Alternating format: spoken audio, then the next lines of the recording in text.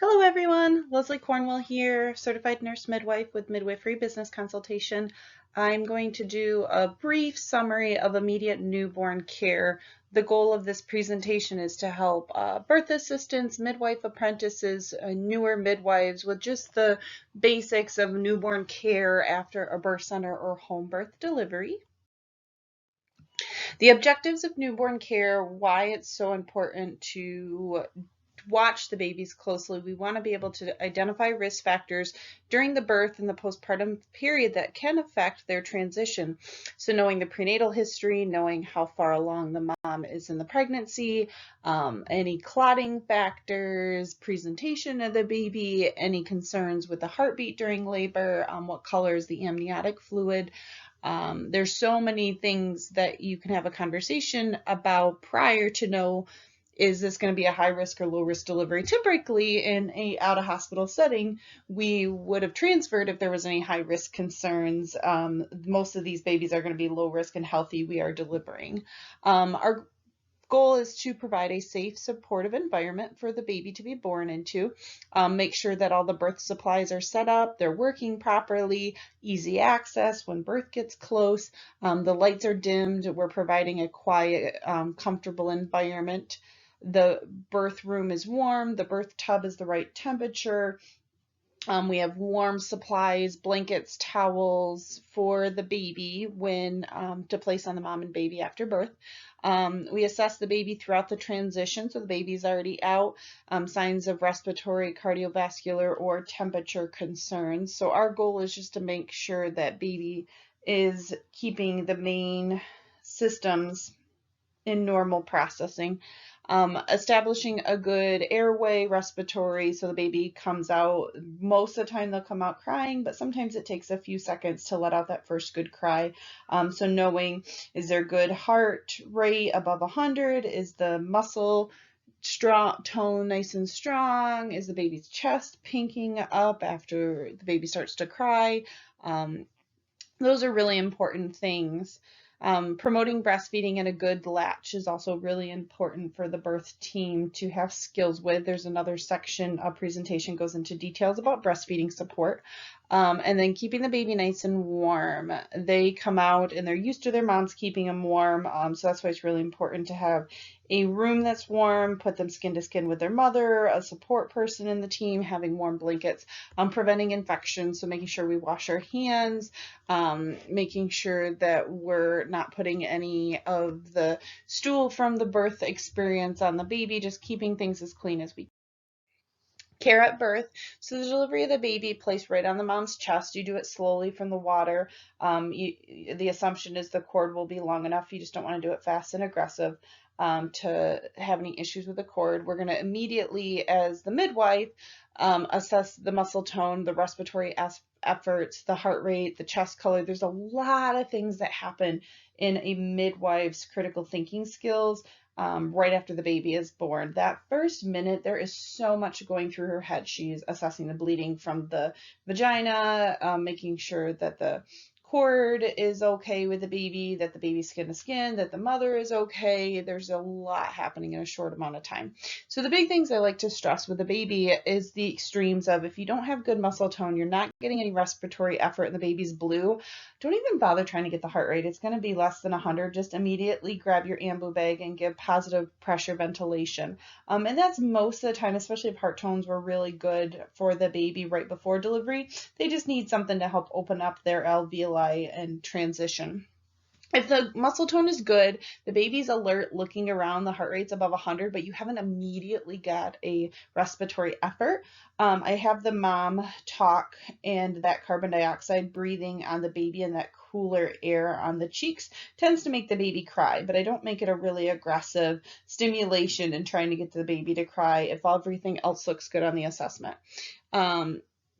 Respiratory effort may be slightly more delayed, and APGAR scores are slightly lower for water births. That is common just because the baby in a typical land birth would be coming out where its head is exposed to the air immediately, and those trigeminal nerves in the cheek are what makes the baby start to cry. So with a water birth, they don't get those cheeks exposed until they've actually been out of their mother for a little bit, and into the air out of the water. So it's just a little more delayed, and that's okay.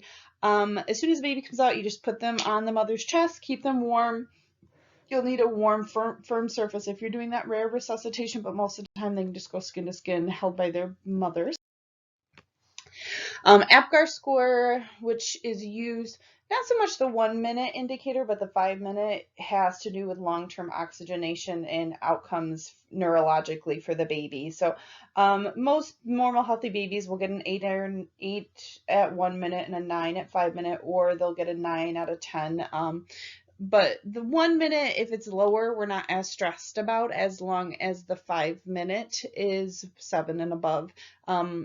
A lot of times people have the illusion that an APGAR score determines resuscitations, and it's actually the opposite. You're doing your interventions, your assessments. So an APGAR score is telling how well your resuscitation is going. Are you getting good circulation? Are you getting the airway optimized so that the baby is starting to get good muscle tone, starting to cry, starting to get a good heart rate again? So usually the midwife will do that score.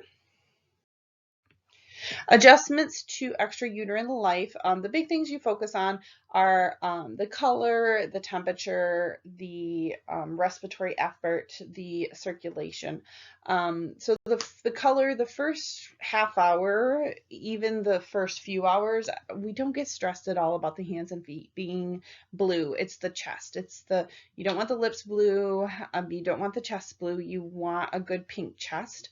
And good capillary refill. So just putting a little bit of pressure on the chest skin, and the color should fill back into that white area in less than 3 seconds. It could take a couple days for a good circulatory system to be present. So the hands and feet, I tell families it's okay, especially if that little leg was kinked from an awkward position of breastfeeding. It'll be a little blue. That's okay. It's the chest that's the most important. Temperature, usually we want in general just 97 to 99. The baby will be slightly cooler when it comes out just because it's not used to holding its own body temperature. But a lot of times I don't stress if the temperature is above 99 as far as an infection. It's usually the baby's getting overheated. With the temperature being a little lower, you want to make sure the baby's nice and warm, getting good skin to skin with the mother, but a lot of times low blood sugar can cause the temperature to be a little bit lower. So making sure the baby has nursed recently, getting some sugar, water, getting some calories in to help with that. Checking the vital signs on a baby initially after birth, and then every 30 minutes, the first 2 hours. If you're at a birth center, after that first 2-hour mark, you're going to check vital signs every 4 hours till the baby and mom goes home. And just making assumptions, you document all the care that you're doing.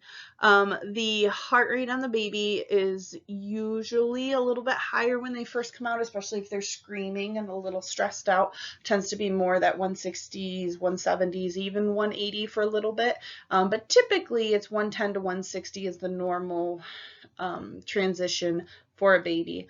If it's below 100, I don't stress as much lower than 110 to 100, but that 100 and under, there's something else going on with the baby and you need to figure out. And usually if you have a heart rate under 100, you're having other issues with breathing and muscle tone, and there's something more going on with the baby's cardiovascular system. Respiratory effort. Some babies will cry immediately when they're born. I've had a couple times where the baby's head is out and the baby's starting to cry before the rest of the body. It may take a little bit, up to 10, 20, 30 seconds for the first breath, as long as all the other assessment pieces are normal. I don't super stress about getting the baby to cry. If they're looking around, they've got great muscle tone, they just don't know they're out yet. So let's be patient with the babies and have the mothers talk to them. The breathing pattern can be a little irregular for the first few days. Breathe, a little bit of pause. And so educating the families about that is really important. So when the midwife and the birth team is gone, the families know what's normal, that good postpartum education. So typically breaths are 40 to 60 per minute.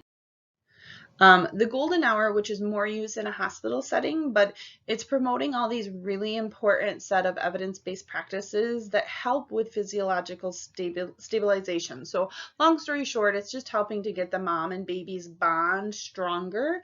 In any other mammal, if you take the baby away right after birth, the mom will not accept it back. There's so many studies that show if you separate a mom and a baby, the mom has long-term bonding and responsibility challenges towards her baby just because that connection isn't as strong.